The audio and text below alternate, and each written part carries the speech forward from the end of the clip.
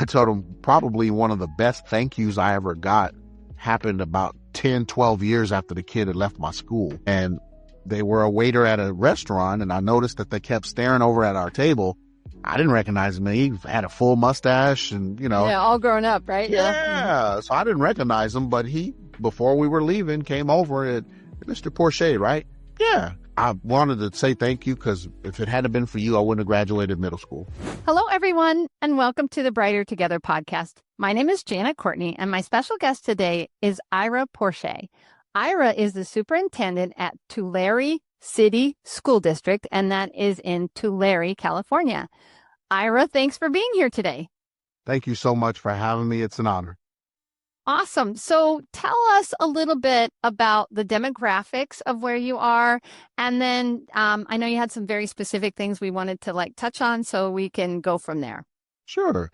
We are low socioeconomic status, mainly. We're free and reduced lunch for most of our babies, if not all.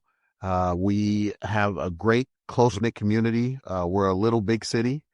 And we have probably one of the larger Latino communities.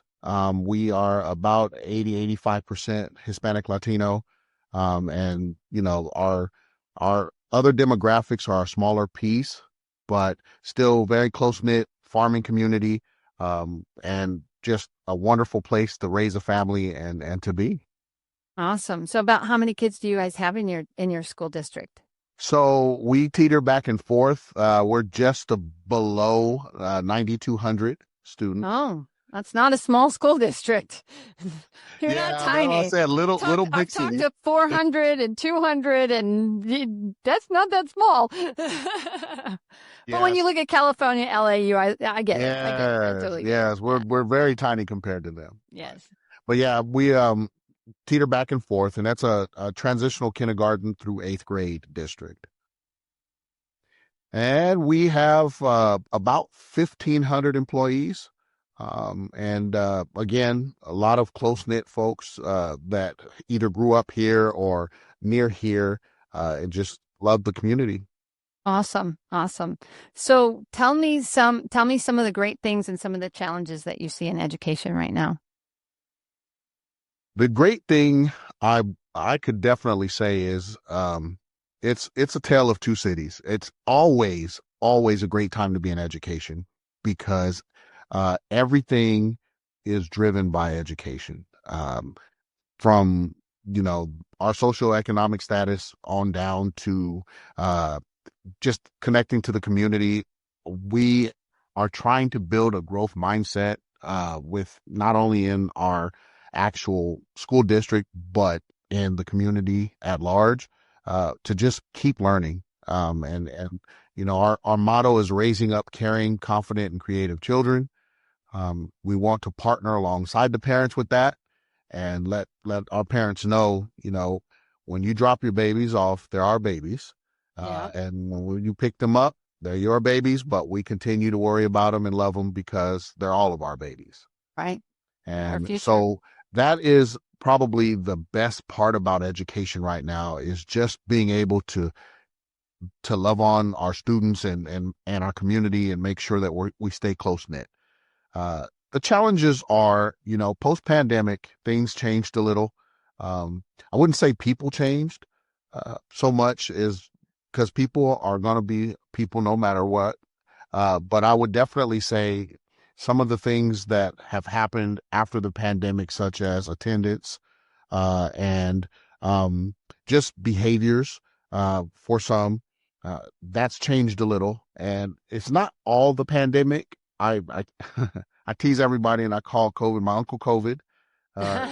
He's like that uncle that shows up at all the gatherings that you really don't want there, And so, but I would definitely say the age range of our babies coming to us has changed. We used to only have to worry about 5 and 6 year olds coming because of kindergarten.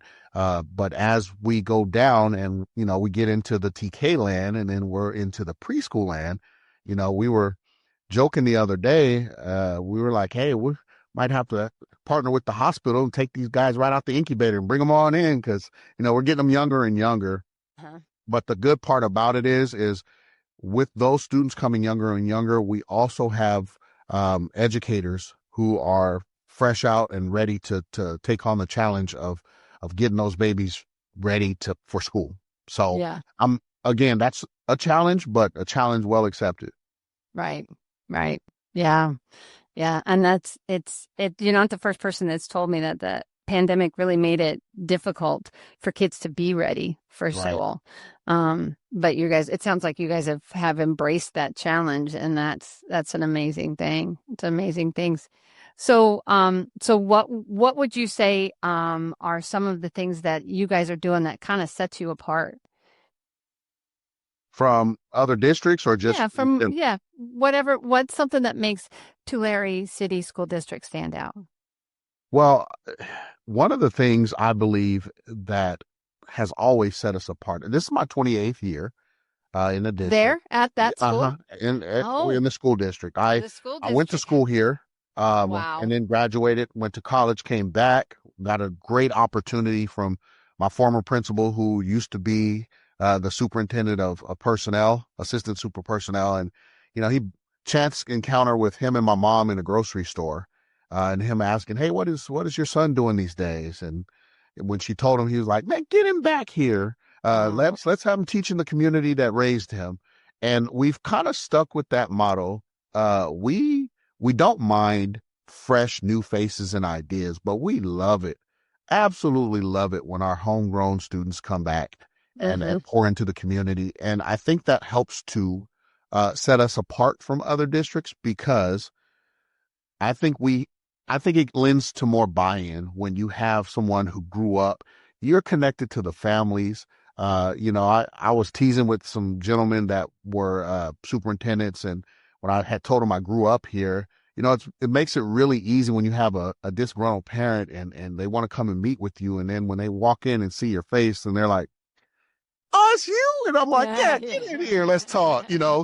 We remember each other from high school or middle school. So Yeah. it makes it just wonderful because that trust is already there. Mm-hmm. They've seen me grow up. They've seen our teachers grow up. They remember them from school and they know that they can trust that their babies are going to be taken well care of. So Yeah. I think that helps set us aside. That makes us unique and special that we try to build like that. So how long have you been the superintendent? This is my second year as a superintendent. So 28 years ago, I started out as a fourth grade teacher. And to be honest, I had no plans on going into administration. I had teased my wife because she was like, "Let's go get our admin credentials." And I'm like, "No, I'm on the 4 for 40 plan." And she was like, "4 for 40." I said, "I'm going to teach fourth grade for 40 years 40 years. and then right off into the sunset," right? Because Yeah, I yeah. loved my fourth graders. But had some individuals who really believed in me. And, the question was posed, do you want to have a positive effect on just 35 students, or would you rather have a positive effect on 9,000? So it's like, oh, now since you Yeah. put it that way. Yeah. Yeah. So I decided, you know what? Okay, I'll go into administration. So I went, um, became a head teacher of that same elementary going into third grade. And then I moved to a junior high as the head teacher and taught sixth grade. And then I became a vice principal uh, of one of our middle schools. And after that, I was given the nod to go to one of our elementary schools and spent 6 years as the principal there. And then was moved to junior high and was able to spend 3 and 3/4 year there. And right at the end of that year, before the year ended, I was able to be pulled to the district office. I became um, the director of student services and technology. Uh, Okay. I believe we called it ed tech at the time for our baby and data systems. Yes. So stayed there for a while, and I'll never forget the conversation. My superintendent at that time came in and said, a lot of dangerous things happening at schools. So what would you think about us building a safety department?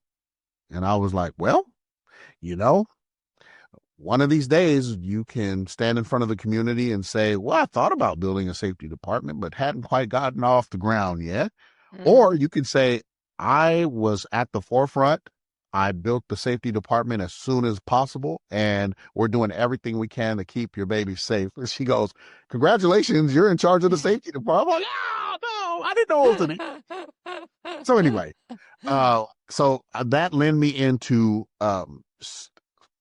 child welfare, attendance, and safety.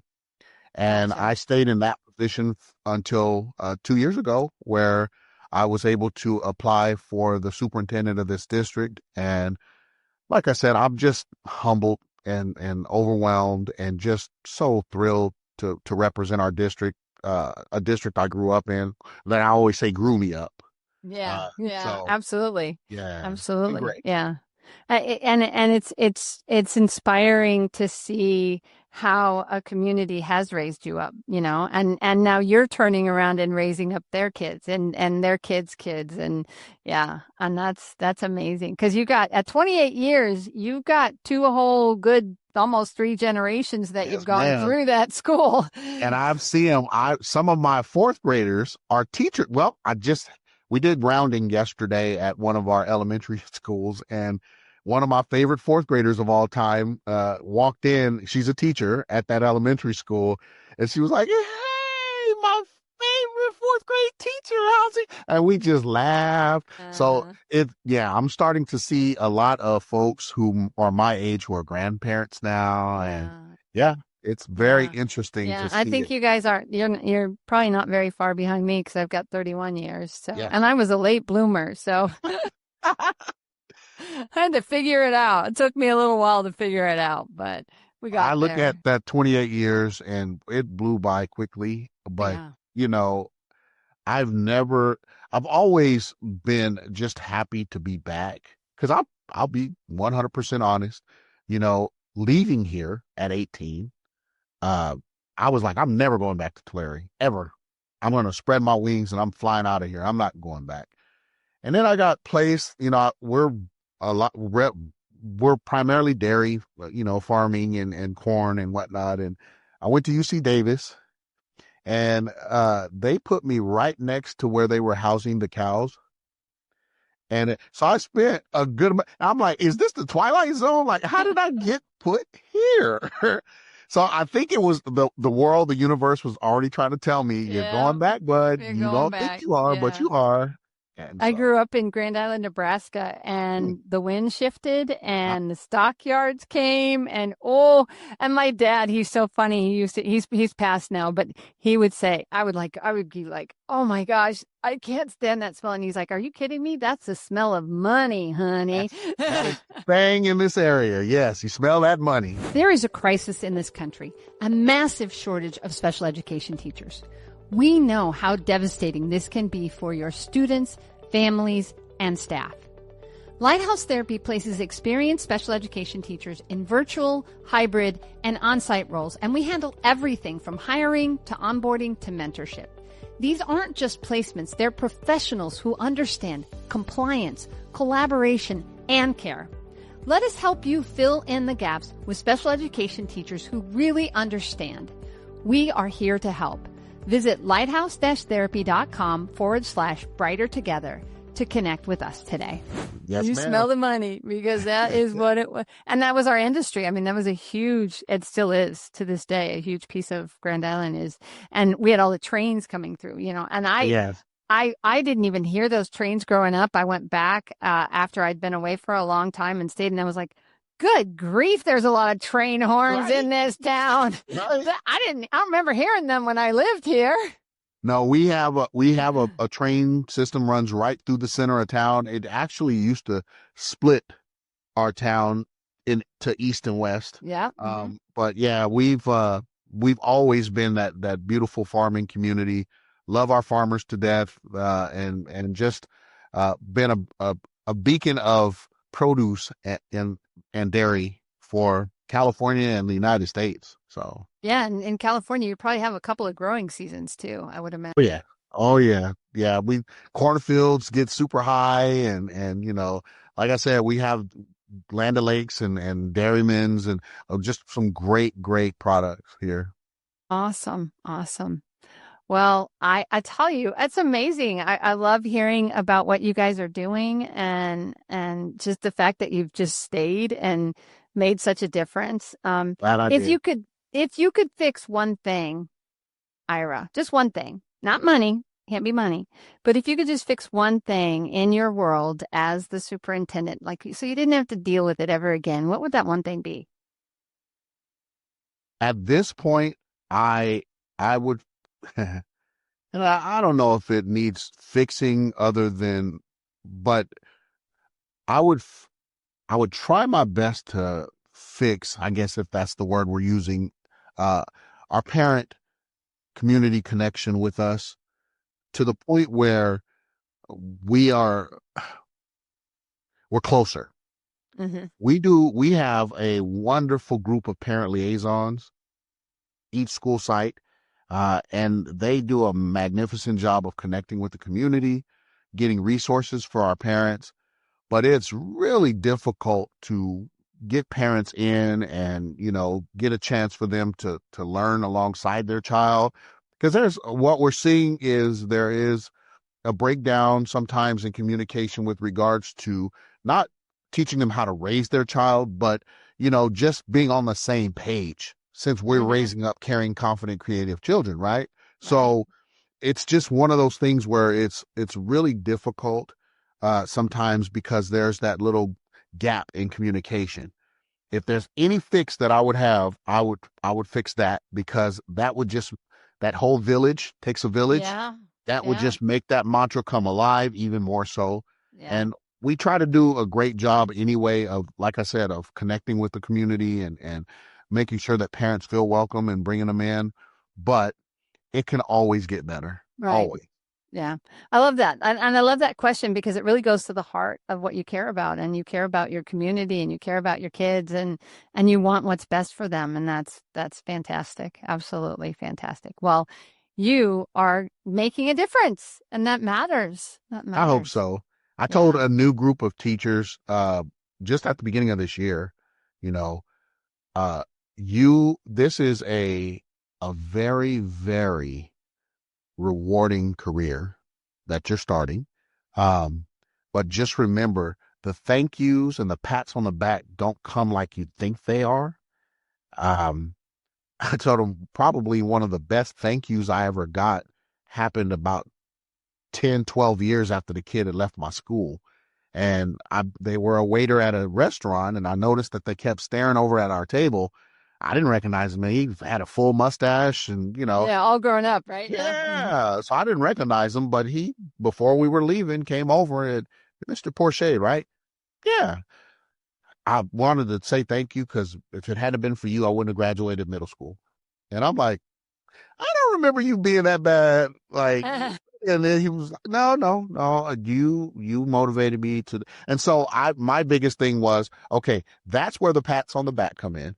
Uh, you see the fruits of your labor Yeah. later. So Later. I just told Yeah. him it's a thankless job and just keep grinding, but just know that's the fruit of your labor right there. When you can put great citizens out in up to our community and keep growing our community and other communities, that's the fruit of the labor. So anyway, yeah, I really am happy that I get to see this community thriving. And again, I just want to make sure that we're connected. We stay connected. We have our three core values that were created by our teacher representatives about 3 years ago, and I love them. We have relationship building, service, and integrity. Mm. And those three are something that I try to point to every time I'm talking to anyone in our district and out. And so service, and I told my assistant super personnel last year, and he was like, never thought of it like that. I said, well, those three can be very daunting and big if you just look at them on the broader scale. So, but if we just took one and we focused on one to start, I guarantee you the others would kind of fall in line. Yeah, And he was they like, come well, what do along you with it. mean? And I said, well, if you look at service, if we just focus on service and making sure we serve our community, our relationships are going to build. Right. And then our integrity will never be in question. I said, so if we can just start there. And he was like, yeah, let's do that. Yeah. So yeah, it's been great. Yeah. And that's it. You line it up and you love them up and you keep doing it every day and you are changing the world. Change the world. Absolutely. One Yeah. child at a time. One child at a time. Amen. Right there. Amen. I love that. Well, where, Ira, do people come to learn more about Tulare City Schools? We have an amazing Chamber of Commerce. Um, if you're looking for Tulare City Schools in general, you can always come to our district office. We have pamphlets, but I am happy to say we hired an amazing media specialist, and she is actually working on Tulare City Schools' first ever informational magazine. Yes, that talks about our departments. It talks about our teachers. It talks about our students and from anywhere from custodial and nutrition all the way up to our district office personnel. And so we're going to try and have that done by the summer so that we can start putting that in our local businesses. Nice. And that way they can learn about Tulare City Schools. But, if you are a member of any service clubs, uh, Greater Kiwanis of Tulare, or if you're a Rotarian or any service club, we try to get out to our service clubs every year so that we can give them updates on how things are going in the district and what projects we're working on. So that's another great way for folks to learn a little bit about our district. And then, of course, if you're a parent, we always encourage them to get involved in our district advisory committee or get involved at the PTO level, just any level that they can get involved in. Just volunteer. We'll take it. Mm-hmm. Yeah. Yeah. And you guys have a website? I'm assuming you have a website. Yes, ma'am. Yeah. TCSDK8.org. Nice. Okay. So you can learn a Beautiful. little bit about that too. It's so, we have a wonderful website and it was designed beautifully, but just talking to someone, I think it would be easy. Yeah. Oh, There's yeah. You're never so going to much we get, could put in yeah. there, but we would Yeah. love for people to know about the wonderful world of Tulare. Yeah. Well, and your passion shows absolutely 1000%. So keep up the good work. Keep up the Thank good you. work, Ira. Yeah. And, um, you know, you came on Brighter Together and your countenance and the love that you have for your community, it brightens my day. So, because we're truly brighter together. And I just love seeing that. And I know your community and your school is blessed by your passion. And I'm sure that spills over into your leadership. So, keep it up. And thank you. Thank you for being on Brighter Together. I really appreciate you. It was an honor. Thank you for having me. And again, I just appreciate, I got a chance to look into a little bit about what you guys do. And yeah, you guys do some amazing things as well. And so Thanks. just glad to be a part of that and to talk to you today. So thank you. Absolutely.